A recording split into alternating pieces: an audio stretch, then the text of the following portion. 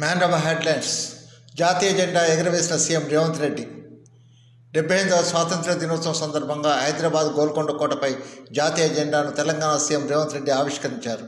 అనంతరం పోలీస్ సిబ్బంది నుంచి గౌరవ వందనం స్వీకరించారు. ఈ కార్యక్రమంలో పలువురు ప్రజాప్రతినిధులు, ఉన్నతాధికారులు పాల్గొన్నారు. ఈ కార్యక్రమానికి సంబంధించిన ఫోటోలు. ఈ కార్యక్రమంలో మాట్లాడుతున్న సీఎం రేవంత్ రెడ్డి.